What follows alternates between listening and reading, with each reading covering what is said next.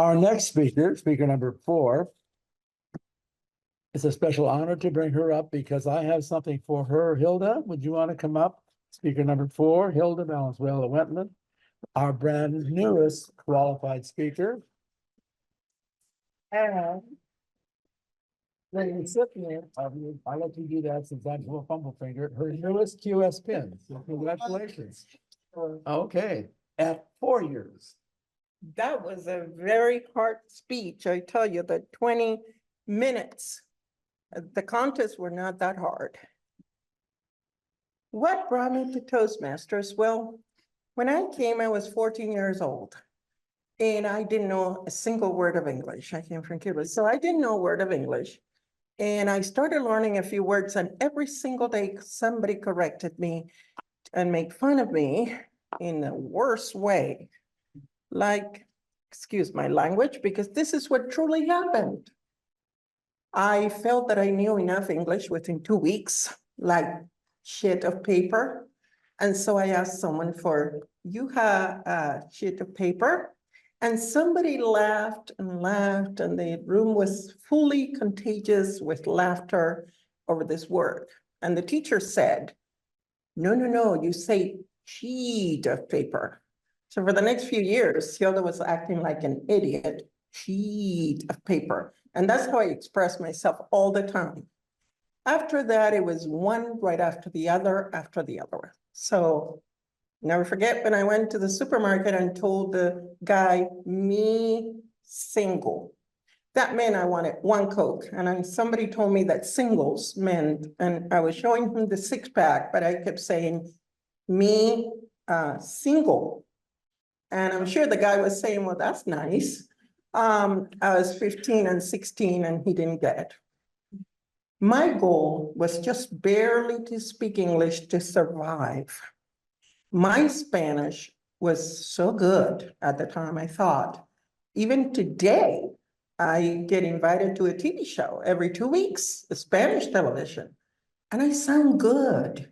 But as soon as I start speaking English, something happens. So there you go. That's so things traumatizing. Somebody's marking so's. So I decided that I should join a Toastmasters or some group that would help me speak English. And I went to this club. First of all, one met at 6:30 a.m. and that was a deal breaker. I didn't care if I had to move to China. I was not going to show up anywhere at 6:30 in the morning. But then there was one at 6:45 in the afternoon, 5:45. And I thought, that's my time. That's when I'm waking up. And I showed up at Redlands Community Toastmasters unannounced. Nobody knew it was coming. And I got in when Gary Schiller was talking about a toaster. And I said, oh my goodness, what is this? A toaster and the parts of the toaster. And then everybody seemed so organized and everybody knew, but they called him Mr. Toastmaster. And I thought, wow, this man must have really be good that he is Mr. Toastmaster. I want to be like him. The meeting was so organized. I loved it. Everything seemed to go by time, like 2 minutes and 6 minutes. And I didn't know what was going on, but they were organized. These were the most friendly people that I have ever met. Ruben, I don't know how many times he told me welcome. And then after the meeting was over, everyone came to say welcome. And in my entire life, I had never been so welcome. I felt I owe it to these people to come back. Like I had to. They were waiting for me. It was now a duty. And so I joined Redlands Community Toastmasters. And I felt so at home with this group.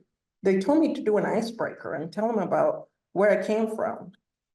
And next thing you know, I started talking about something that I had never talked about. I didn't want to talk about it, but they welcomed me. They sat around the table, and Redlands Community Toastmaster changed everything because I was so happy to talk to them. And then in the same meeting, Sunita was talking about India and this and that. And I said, well, she talks about her childhood, then I can talk about mine. And it was family. And that's what Redlands Community Toastmasters was for me. And then they encouraged me to go into this contest. And they coached me. And I went and then I won. And my first thought is, well, this story is for you people, not for other people. But then they encouraged me to do that. And I went to this thing in the desert, where they do once a year, the training. And Sunita took me and I was learning about all the parts. And ever since then, I have been hooked on it. A book came about out of this story that I would have never, ever talked about had it not been for Relentless Toastmaster. Right now, we just started a club at my office. And every week, somebody shows up. They're realtors. And we called it, are you ready? Realtor Happy Hour Toastmasters. I'm telling you, they're showing up, not just from that office, they're showing up from everywhere. Jeremiah was there this is our third week. And yesterday, so we meet Tuesdays at 5:45. I think we're going to charter pretty fast because we already have like 10 people that keep showing up. And they are so passionate about it. They have never been to Toastmasters and they're so cute. And there are no rules so far. But everything that I have done so far, I truly credit Toastmasters with it. Speaking in public became a reality for me instead of just barely communicating. My prayer was, Lord, let me just communicate without being corrected. And now I find myself, and one day, my English might be just as good as my Spanish. Mr. Toastmaster.